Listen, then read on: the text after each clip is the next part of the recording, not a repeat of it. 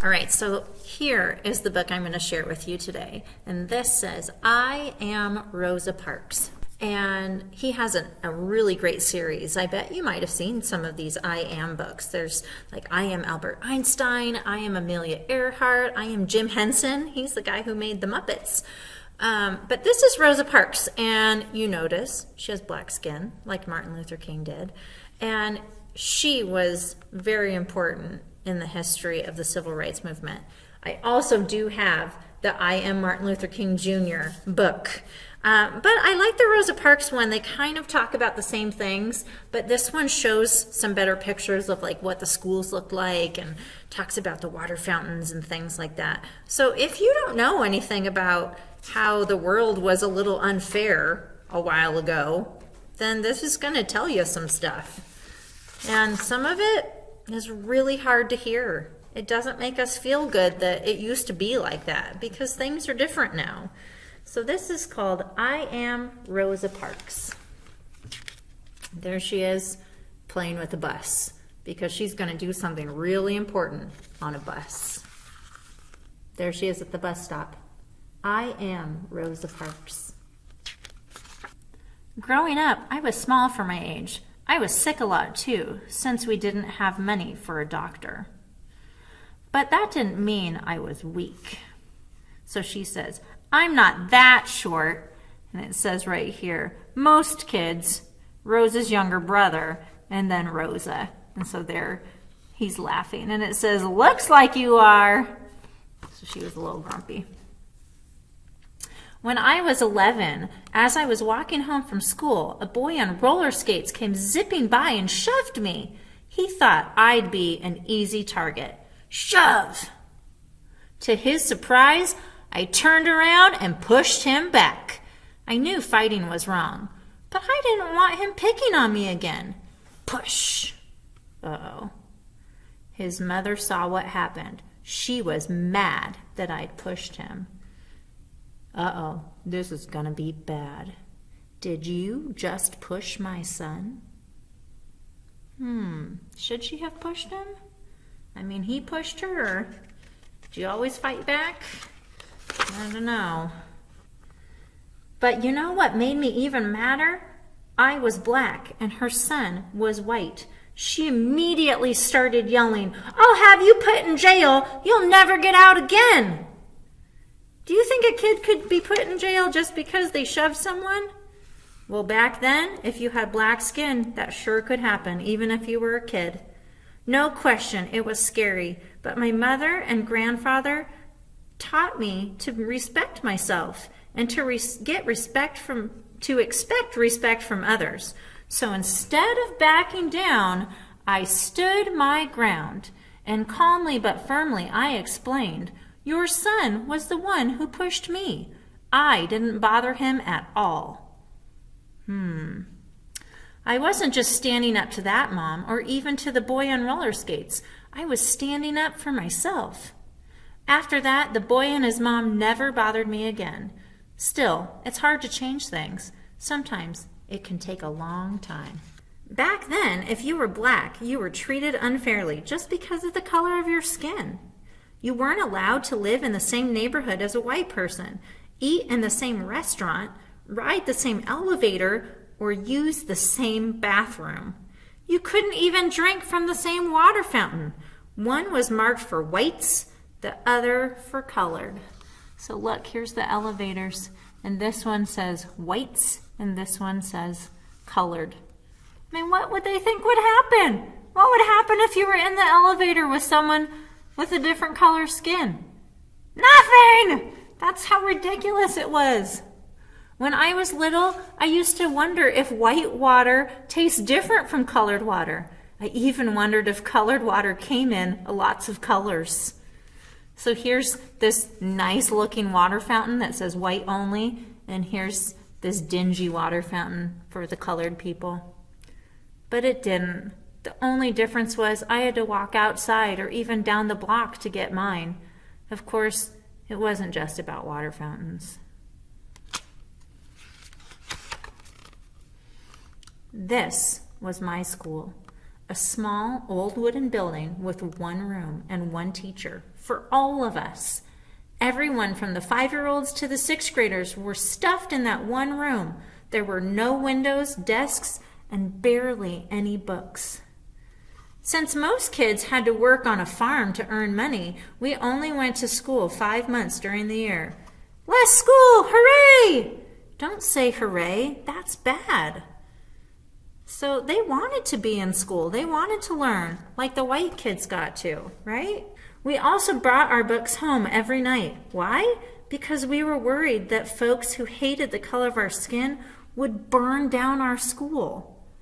So they brought all their supplies home because they were scared their school wouldn't even be there the next day. That's so sad. Now, here's the school for the kids who were white. Notice the difference? It was a new brick building with beautiful windows, new desks, and plenty of books, plus a playground. They went to school 9 months out of the year since they weren't working in the fields like we were. Now can we say hooray? No, there's no hooray about this.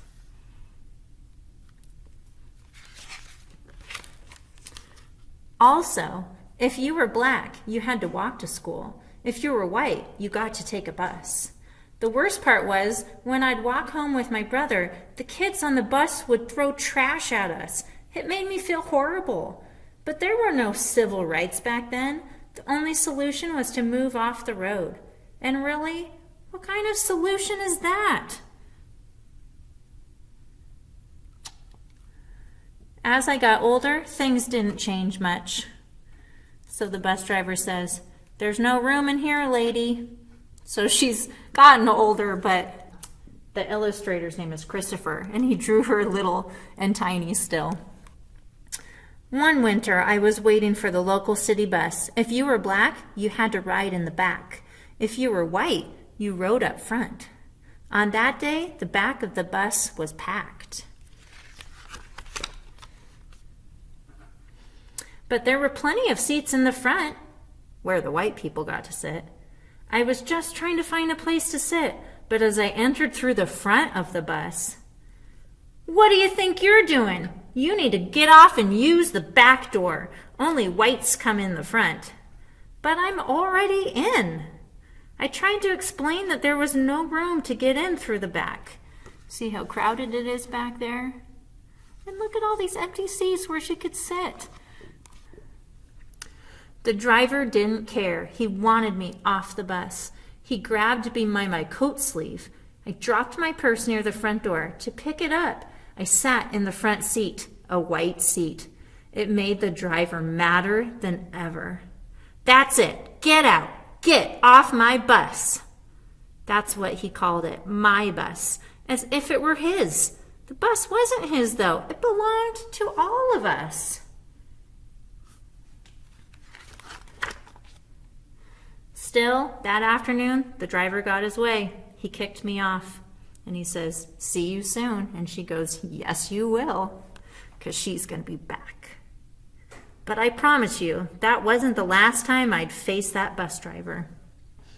From there, in addition to working as a seamstress, so that's someone who sews things, I started working to change things. At the NAACP, we fought for fairer laws and made sure that people's stories were heard. So she says, "Tell me what happened next." So she's being a good listener. I also stopped using colored water fountains. I'd rather go thirsty than be treated so poorly. So she's just not using them anymore. It was the same with separate elevators. Instead of riding them, I'd take the stairs. So this man says, "Need a lift?" And she goes, "No, thanks." But as for real change, even I didn't know what was coming. It was the end of a busy Thursday. I was 42 years old. See, they made her look so tiny, but she's 42. I was 42 years old and on the bus going home. This time, I was sitting in the first row of seats that were allowed for black people. There was one man next to me and 2 women across from me.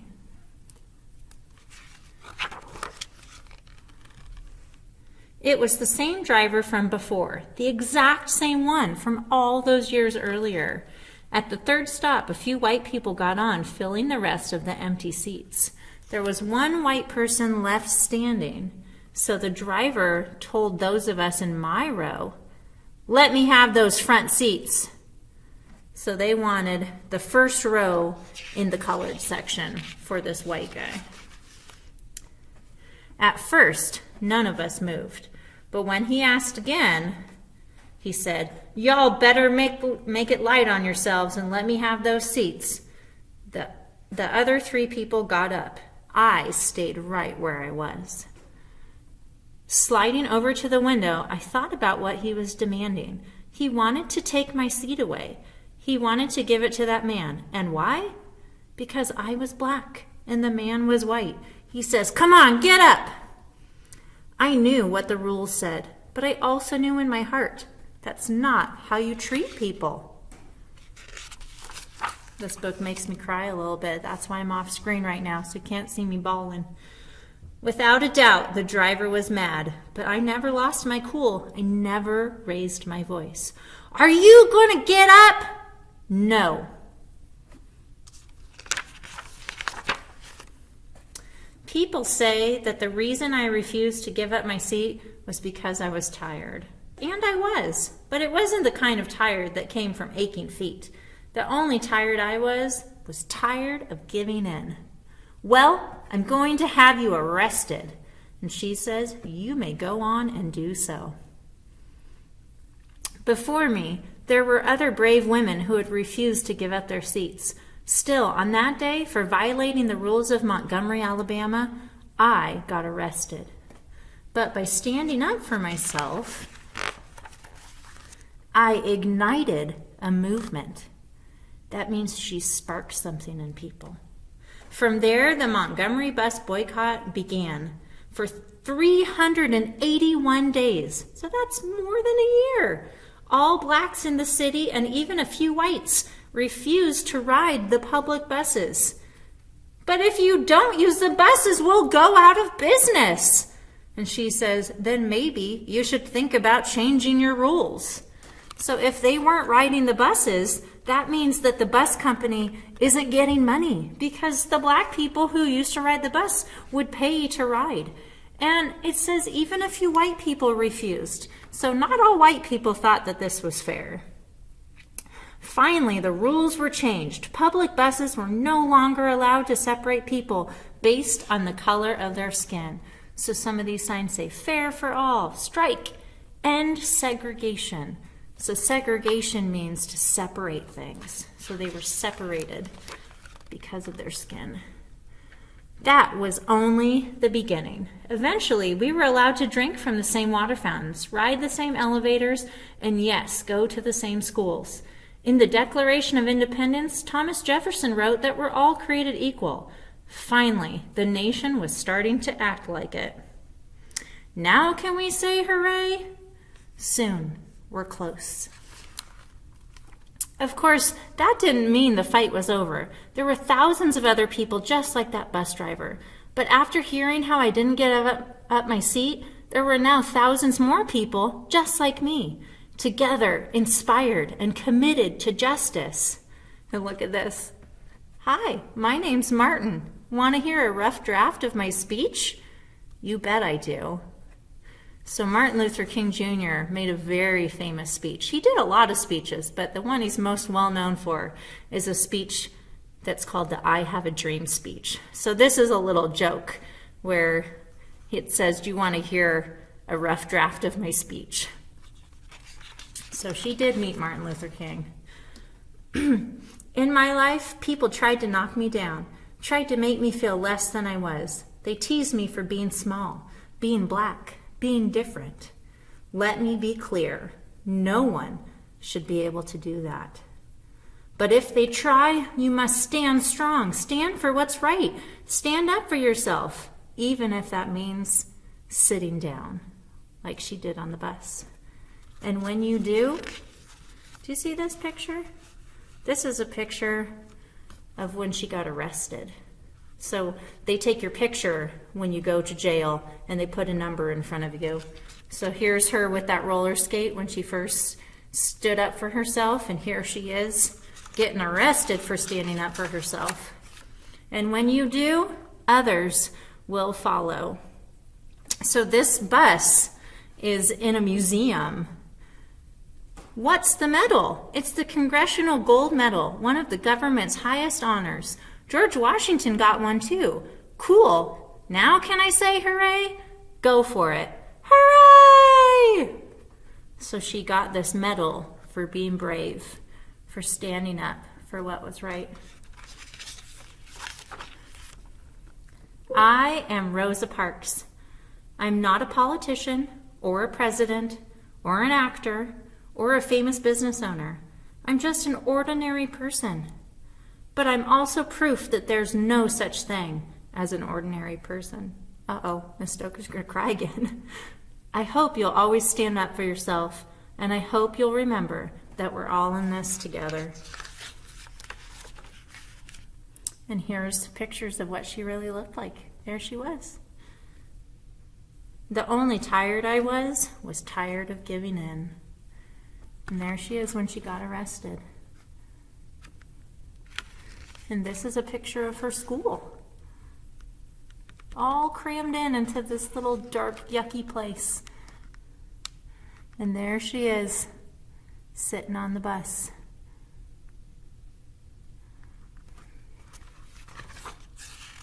So she was born in 1913, over 100 years ago. And she died at 92 years old. So unlike Martin Luther King Jr., who was killed, she lived to be an old woman. So she lived to be able to see some of these changes being made. But is the world perfect? Do we still have segregation and people who don't think things should be the same for people with different color skin? Yeah, it still is out there. And it's really sad that it's out there, but it still is. So maybe if you dream big enough, you can help be the change, right? You all can. That's not a maybe. You can. You can do that. So by treating your friends, by treating other people with kindness and with love, then we can make this a better place. So I will see you on YouTube this Friday, if you can, for the virtual concert at 6 o'clock. I will be emailing out the link to your families. And on next Monday is Martin Luther King's birthday. And so just think about it for a moment. When you have the day off, think about why we have that day off and why he was such a great man. And people like Rosa Parks. She was pretty awesome too. All right. Have a good week. Bye.